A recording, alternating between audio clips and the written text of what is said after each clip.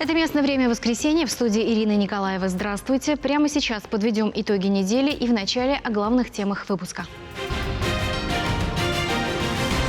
В Чувашии установили памятник участникам спецоперации. Имена наших сыновей навсегда останутся в памяти.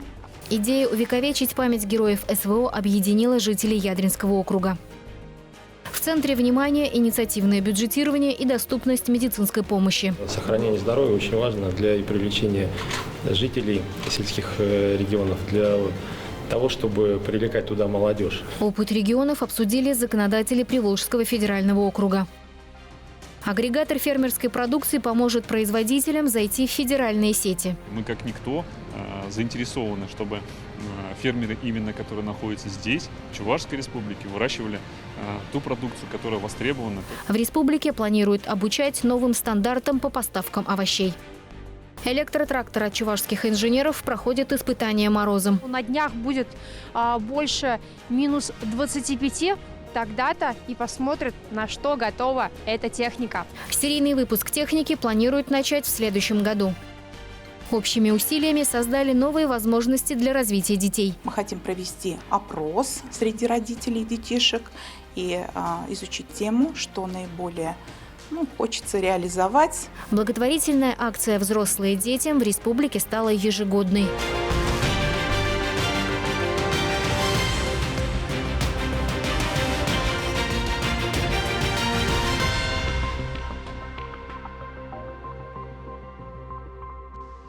В Чувашии появился первый памятник, посвященный участникам спецоперации. В Ядрине установили скульптуру в честь героев СВО.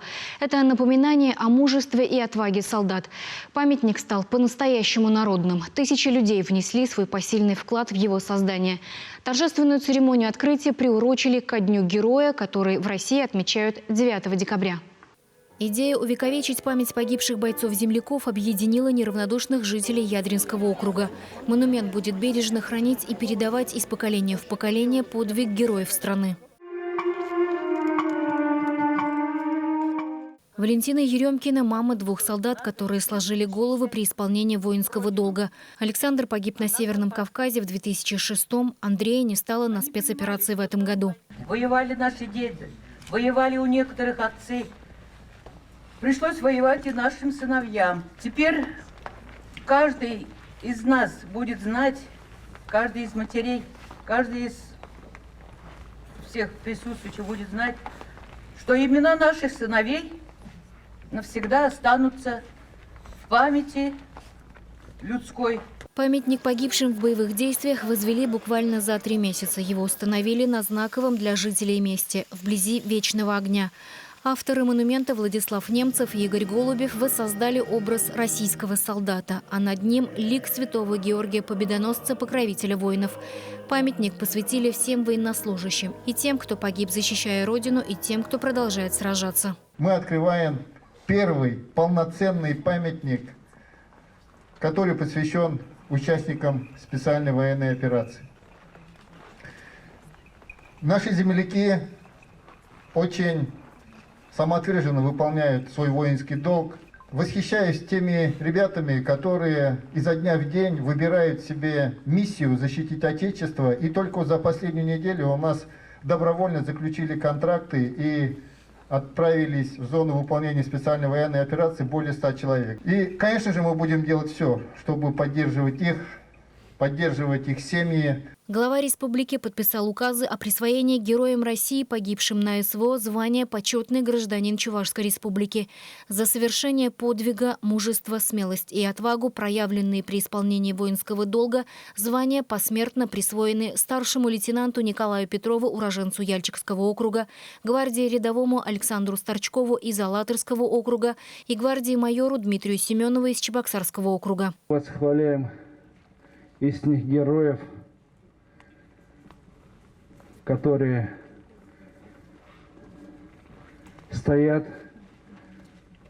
и стоят на защите нашей Родины. И сегодня сыновья Чувашии показывают героические примеры мужества и героизма в ходе специальной военной операции. Памятник стал по-настоящему народным. Деньги на его создание переводили организации, учреждения, предприятия и простые сельчане. Общими усилиями собрали более 3 миллионов рублей. В поддержку строительства даже провели благотворительный концерт. Собранные средства пошли как на сам памятник, так и на благоустройство территории. Выложили брусчатку, установили скамейки и забор, подвели подсветку, посадили деревья. Памятник погибшим на спецоперации заложили и в столице республики. Его планируют открыть 9 мая. Ирина Николаева, Дмитрий Ковалев, Николай Скворцов. Вести, Чувашия. Опыт Чувашии по вопросам охраны здоровья жителей села презентовали законодателям Приволжья. В Чебоксарах собрались представители Ассоциации законодательных органов государственной власти субъектов Приволжского федерального округа.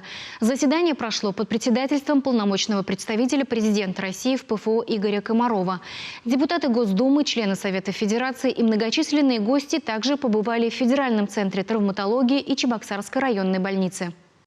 В Чебоксарской районной больнице, которую возглавляет депутат Госсовета Чувашии Владимир Викторов, получают помощь более 60 тысяч человек. В прошлом году в рамках проекта «Бережливая поликлиника» национального проекта здравоохранения больница была полностью обновлена и работает по современным федеральным стандартам. Здесь трудятся более сотни врачей, в том числе и узкие специалисты. Конкретно по своему отделению я хочу сказать, что здесь все сделано на сегодня согласно современных данных по ОСТу и ГОСТу. И заземление, и электричество, и вентиляция. Здесь сделано все так, как надо. Сотрудникам стало гораздо удобнее и комфортнее, потому что провели утепление, провели гидроизоляцию, поставили кондиционеры, новые стеклопакеты были установлены взамен старых окон, и двери новые тоже. То есть поликлиника абсолютно преобразилась. Председатель Госсовета Чувашии Леонид Черкесов обратил внимание гостей на то, что во всех регионах остро стоит кадровый вопрос, и рассказал о способах привлечения молодых специалистов в медучреждения региона. По его словам, в регионе в рамках программы развития сельских территорий предусмотрено возмещение части затрат на уплату процентов по ипотечным кредитам по сниженной ставке. Еще одной точкой маршрута стал Центр травматологии, ортопедии и эндопротезирования. Руководитель центра, также депутат Госсовета Чувашии Николай Николаев, рассказал о самых сложных операциях, проводимых в медучреждениях. Здесь оказывается помощь взрослым пациентам и детям с патологией опорно-двигательного аппарата практически из всех регионов России и зарубежья. Ежегодно в стационаре проводится около 10 тысяч высокотехнологичных оперативных вмешательств с применением инновационных технологий. У нас представлена линейка тренажеров для всех отделов позвоночника, для шейного отдела, для грудного отдела, для поясничного отдела. Тех пациентов, которые прооперировались, которые подлежат дальнейшей революционной лечению, приглашаем через 3-6 месяцев к себе именно вот на эти высокотехнологичные оборудования. Разговор продолжился на заседании Ассоциации законодательных органов государственной власти субъектов страны.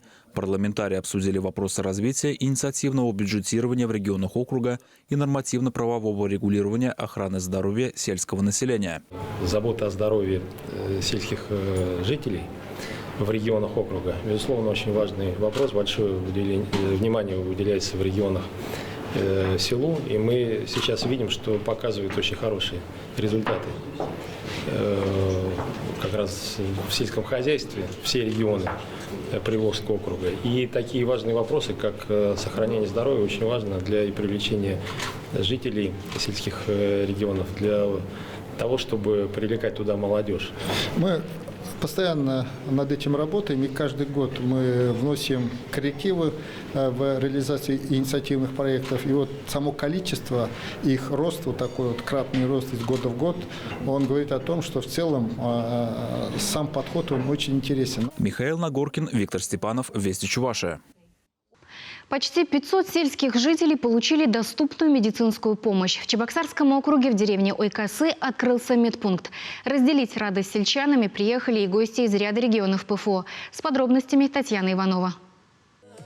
Новый фельдшерский пункт построен в рамках программы модернизации здравоохранения. В последние годы у нас в республике серьезный акцент сделан на восстановлении сельской медицины. Местный фельдшер уже 30 лет работает в этой деревне. Прежде приходилось принимать пациентов в старом здании. Ей есть с чем сравнить новые условия. А тут светло. Главное, тепло и санузел внутри. То, что вот хорошо для посетителей, это самое главное. Тут очень приятно работать, тепло. И атмосфера такая душевная, красивая. Да, конечно, в сельском медпункте должен быть и санузел, и горячая вода, все, что требуется по современным санитарным стандартам. Но модернизация здравоохранения предусматривает и более высокое качество предоставления медицинской помощи. Наш конек в медицине – цифровизация. Во всех новых ФАПах произведен высокоскоростной интернет, что дает возможность фельдшеру проводить консультации с врачами районной больницы, чебоксарских клиник в режиме видеоконференц-связи ВКС. Мне необходимо ВКС.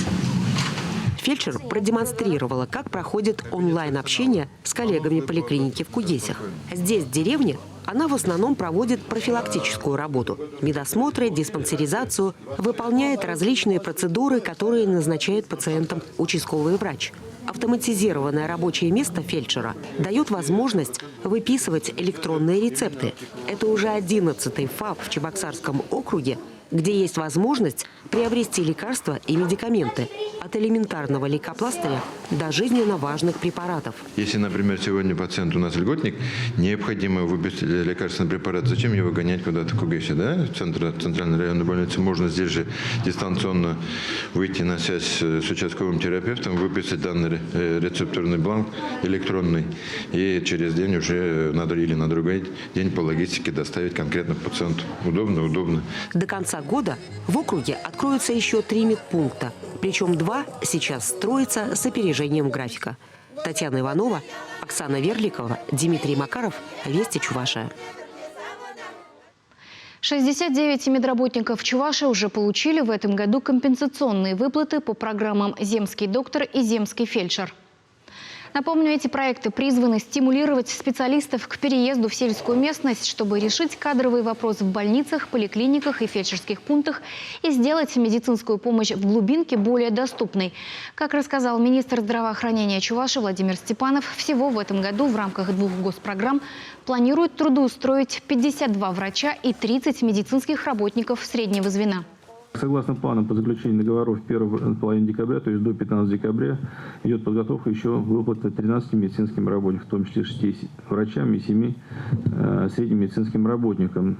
Кроме того, на 2024 год Министерством утвержден новый программный реестр, в соответствии с приказом Министерства от 4 июля 2023 года, в соответствии с которым предусмотрен выплата 97 медицинских работников, в том числе 64 врача и 33 средних медицинских работников. Квота сформирована исходя из потребностей медицинской организации по заявкам главных врачей.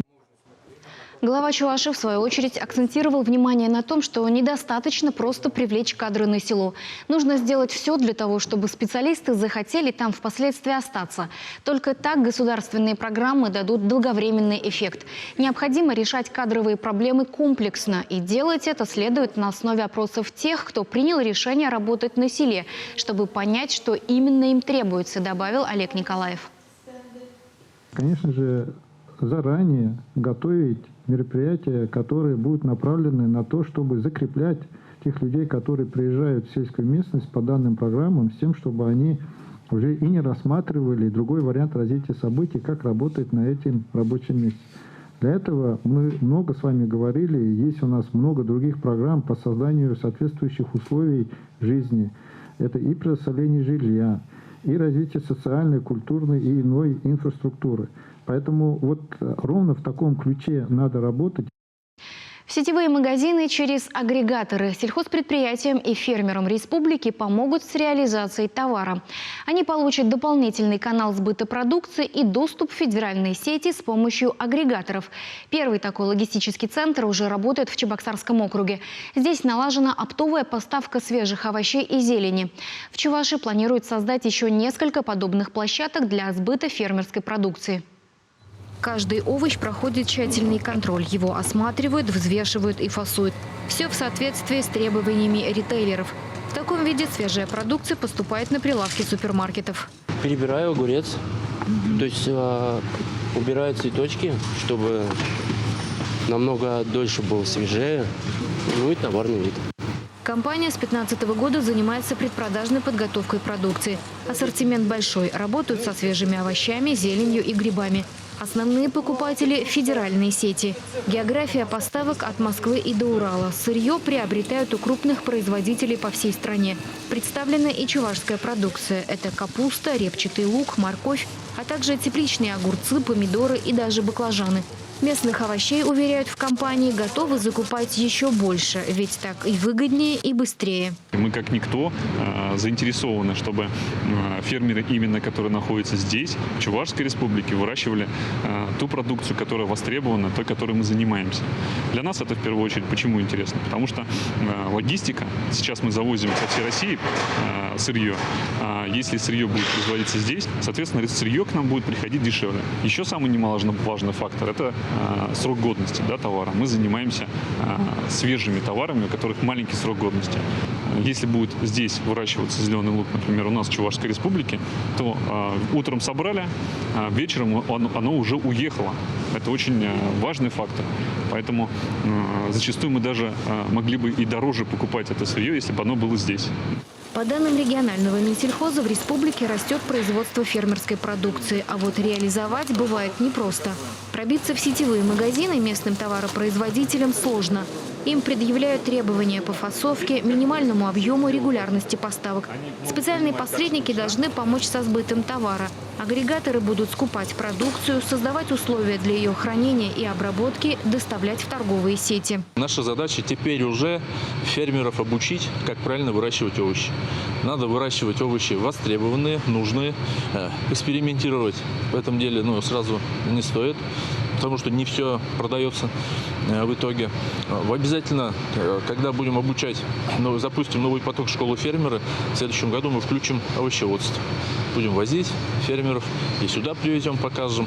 В Чувашии намерены создать 4 агрегатора для поставок фермерской продукции в сетевые магазины. Рассчитывают организовать еще один овощной логистический центр и отдельно для мясной продукции – молока или картофеля. Правительство Чувашской республики заинтересованы, чтобы поставщиками в такие агрегаторы были максимальное количество наших фермеров, либо личных подсобных хозяйств. Надо выстроить такую четкую, понятную цепочку, где разделяется зоны ответственности, и за счет вот этой большой работы обеспечить единый стандарт производимой продукции по одной технологии для того, чтобы мы не снижали потребительское качество поставляемой продукции.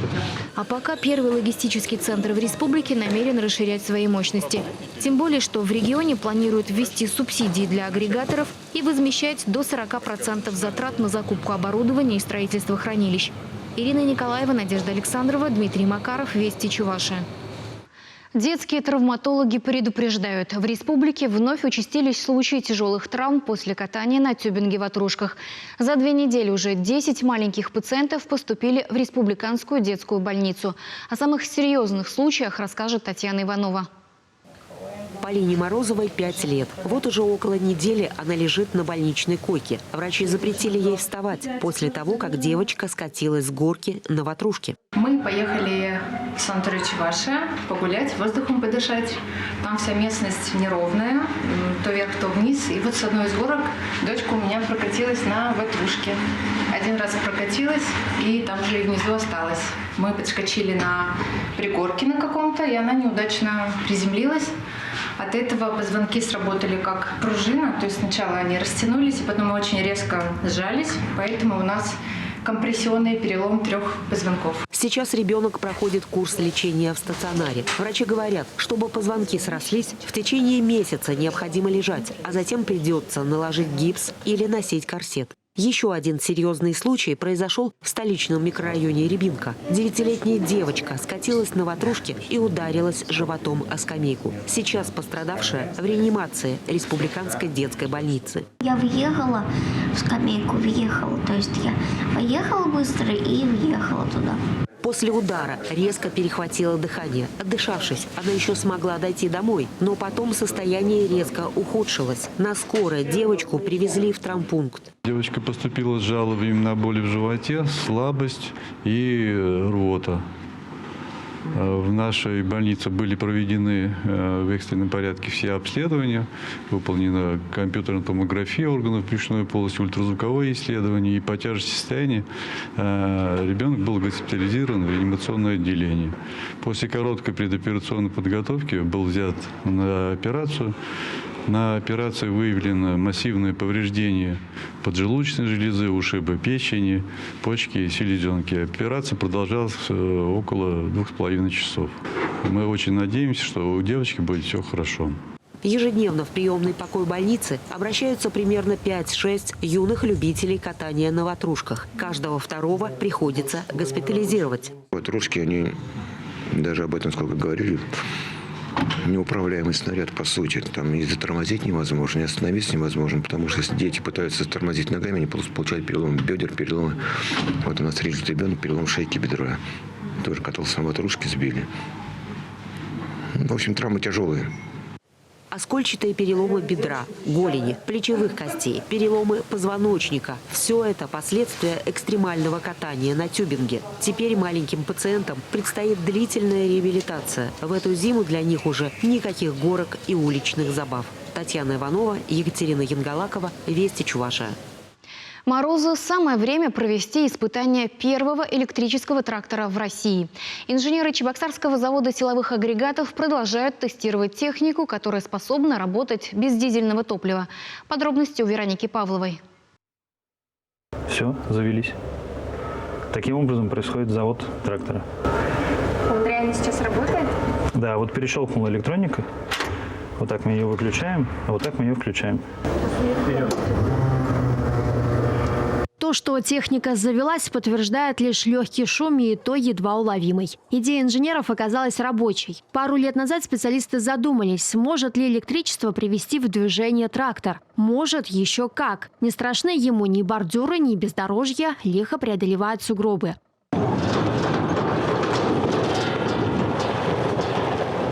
Пока этот трактор не испытал настоящих русских морозов, но на днях будет больше минус 25, тогда-то и посмотрят, на что готова эта техника. А сегодняшняя погода за окном просто благоволит. Прошлой зимой удалось только при минус 10 протестировать электрический трактор в деле. Двигатель в теплую погоду может без проблем проработать 8 часов. В холодную же рабочая смена сокращается. Все-таки природу сложно перехитрить. К слову, в России аналоги электрической техники есть, но внедорожника не было. За эту инновационную машину спасибо скажут жители мегаполисов. Меньше шума во время уборки дворовых территорий и вредных выбросов в атмосферу. Разработчики уверены, что такая техника обязательно приглянется работникам заповедников, которые с трепетом относятся к пушистым и пернатым обитателям. Да, и для кошелька выгодно. Эксплуатационные расходы на такой трактор, они порядка 50% составляют от расходов на эксплуатацию такого же трактора, но с дизельным двигателем. Экономия достигается за счет того, что электричество значительно дешевле, чем дизельное топливо, и, во-вторых, за счет того, что этот трактор практически не нуждается в техническом обслуживании. В нем нет таких сложных частей, как двигатель внутреннего сгорания или трансмиссия, которые, как правило, необходимо обслуживать каждые несколько месяцев. А еще трактор максимально прост в управлении. Внутри минимум приборов. К серийному производству на предприятии планируют приступить в следующем году. Несколько предзаказов уже есть. Отгружать будут не этот образец, а вторую усовершенствованную версию с литийной батареей, которую без проблем можно будет заряжать на электрозаправках. Вероника Павлова, Дмитрий Макаров, Вести Чувашия. Не по долгу службы, а по зову сердца. В Чебоксарах прошел региональный форум добровольцев. В этом году он объединил более 500 активистов и организаторов волонтерского движения. Они всегда готовы прийти на помощь. По данным платформы «Добро.РФ», в Чувашии зарегистрировано более 72 тысяч активных и неравнодушных граждан. Сегодня в республике действует 8 крупных добровольческих объединений, 3 центра, более 400 волонтерских отрядов. Мы серебряные волонтеры, не отстаем от молодежи. Где молодежь, где различные мероприятия, мы тоже тут как тут. Вот на сегодняшний день мы вяжем носки солдатам СВО, чтобы они не мерзли. А также у нас идет акция сейчас «Торопышкам с любовью» для недоношенных детей перинатальных центров. Патриотическое воспитание и здоровый образ жизни, экология и медицина, поисковое движение. Эти направления в работе добровольцев сегодня в приоритете. Сейчас очень важна поддержка людей, помощь людям. В том числе наша организация занимается именно в медицине, то есть в сфере здравоохранения. То есть мы занимаемся профилактикой социально значимых заболеваний, повышаем продолжительность жизни населения в Чувашии, соответственно, во всей России. На полях форума сегодня прошла и стратегическая сессия. Ее участники обсуждали экосистему молодежной политики в Чувашии. Глава региона Олег Николаев отметил, что на это направление в правительстве возлагают особые надежды. От того, как будет выстроена работа с молодежью, будет зависеть дальнейшее развитие республики. Именно поэтому в Чувашии был взят курс на трансформацию. Уже утверждена стратегия развития молодежной политики. В каждом муниципалитете появились советники глав муниципальных и городских округов. Время молодых дерзать, и сегодня у них появляется все больше условий для достижения самых амбициозных целей. Светлана Позднякова, Виктор Степанов, Вести Чувашия. В Чебоксарах подвели итоги благотворительной акции «Взрослые детям». Она является частью марафона именем детства во имя детства и проводится с 1 июня до 1 декабря. Организаторы Минобразования Республики, Союз женщин Чувашии и региональное отделение Российского детского фонда. Акция прошла во всех муниципалитетах региона. Каждый округ самостоятельно выбирал объекты, на которые направляли собранные средства. Так, в Батревском в прошлом году было собрано около 300 тысяч рублей. На них построили площадку со сценой возле детского сада «Сказка» в райцентре. А в этом году от неравнодушных жителей удалось получить более 400 тысяч рублей. Благодаря этому в Батревской школе номер 1 открылся интерактивный лазерный тир. Там уже занимаются более 400 детей и взрослых. Подписано соглашение о взаимодействии со всеми школами Батревского муниципального округа, то есть ребята из других школ тоже активно участвуют. На 2024 год у нас тоже множество планов. Мы хотим провести опрос среди родителей детишек и изучить тему, что наиболее хочется реализовать по данному проекту «Взрослые детям». Другие муниципалитеты также направляли средства на развитие образования. К примеру, Яльчевская детская школа искусств получила регулируемые по росту столы и стулья и национальные костюмы для концертных номеров. Выбирали округа благоустройства игровых площадок, установку детских аттракционов. Средства поступали на развитие военно-спортивного направления и туризма. По итогам акции «Взрослые детям» в Чувашии в этом году было собрано 6 миллионов рублей. Республиканская акция «Взрослые детям» не заканчивается в 2023 году. Она будет продолжаться и в 2024, и в последующие годы. Потому что мы видим, что есть вопросы, в которых сами жители хотят поучаствовать. В Чебоксарах в реабилитационном центре для детей открылась гончарная мастерская. Юные пациенты могут пройти курс лечения арт-терапии. Подробности в нашем следующем сюжете. Гончарное ремесло, как считают психологи, достаточно серьезный метод реабилитации. Специалисты зачастую применяют его для того, чтобы больше узнать о внутреннем мире человека. В процессе заготовления изделий из глины используют материал разных цветов, но классический коричневый в приоритете. Подобная арт-терапия особенно важна для детей с ограниченными возможностями здоровья. У многих сложности с двигательной активностью. У тебя правша, ты левша? Я правша. Вот, делаешь и вот туда наверх поднимай. А глинотерапия отлично развивает мелкую моторику. Освоить азы гончарного искусства помогают специалисты реабилитационного центра для детей, что находится по проспекту Мира, 31.